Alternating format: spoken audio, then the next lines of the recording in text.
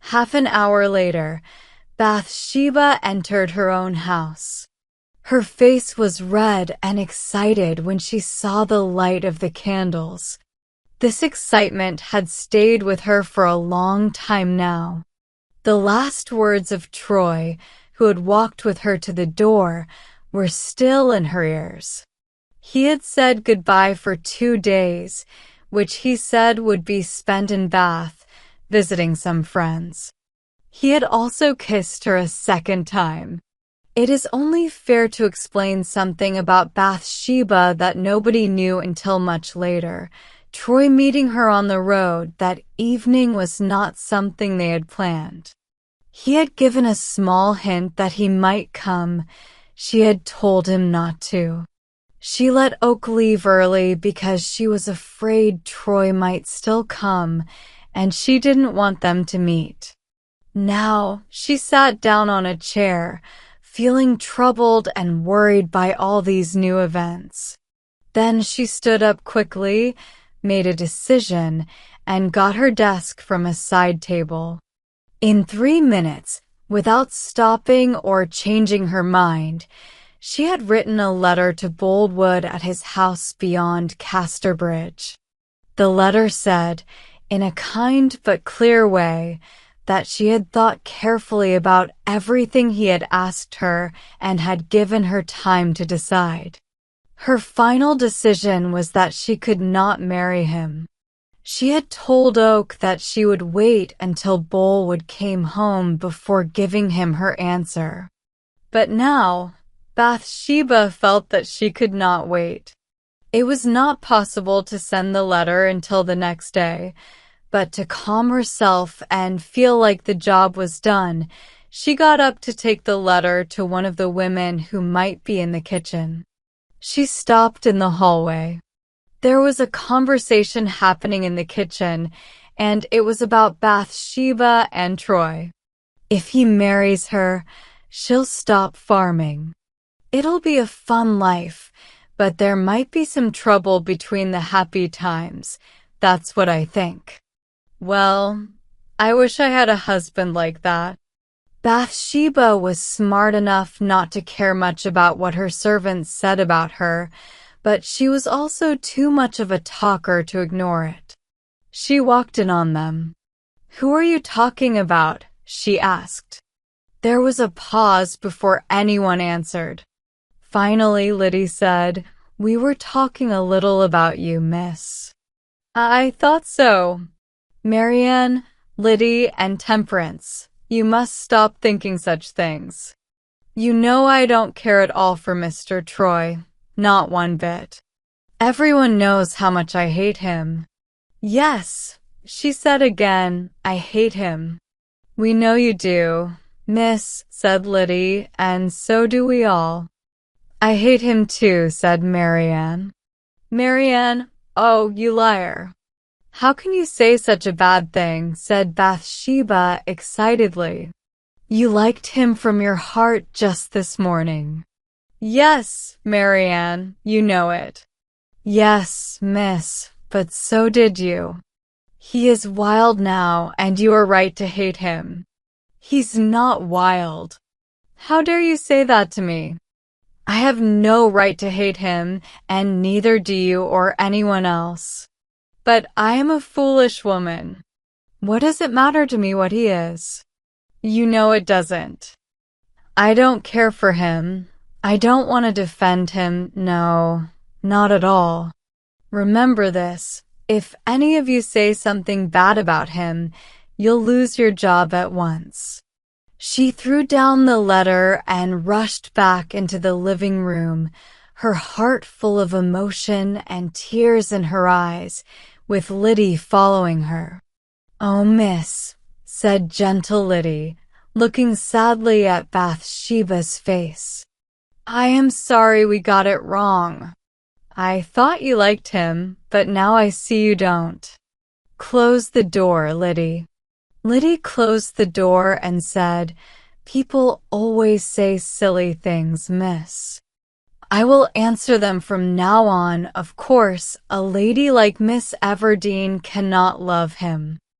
I'll say it clearly. Bathsheba suddenly cried out, "Oh, Liddy, are you so simple? Can't you understand anything? Can't you see? Are you a woman yourself?" Liddy's clear eyes grew big with surprise. "Yes, you must be blind, Liddy," Bathsheba said, full of sadness and pain. "Oh, I love him so much it hurts. Don't be scared of me, but maybe I would scare any innocent woman. Come closer, closer." She put her arms around Liddy's neck. "I have to tell someone. It's eating me up inside. Don't you know me well enough to see that I lied before? Oh God, what a lie it was. Heaven and my love, please forgive me. Don't you know that a woman in love doesn't care about telling lies when she loves someone so much? Now, go out of the room. I want to be alone." Liddy walked to the door. "Liddy, come back. Swear to me that he's not a bad man, that everything they say about him is a lie." "But, miss, how can I say he is not if—" "You heartless girl. How can you repeat what they say? How could you? I will see if you or anyone else in the village dares to say such things."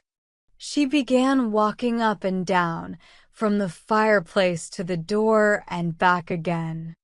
"No, miss. I know it's not true," said Liddy, frightened by how angry Bathsheba was. "I suppose you just agree with me to make me happy. But, Liddy, he can't be as bad as they say. Do you hear me?" "Yes, miss, yes." "And you don't believe he is?" "I don't know what to say, miss," said Liddy, starting to cry. "If I say no, you don't believe me, and if I say yes, you get angry with me. Say you don't believe it. Say you don't." "I don't believe he is as bad as they say." "He's not bad at all. My poor life and heart, how weak I am," she said sadly, not caring that Liddy was there. "Oh, how I wish I had never met him. Loving always brings pain for women. I will never forgive God for making me a woman, and I am starting to pay for having a pretty face." She turned to Liddy suddenly. "Listen to me, Lydia Smallberry.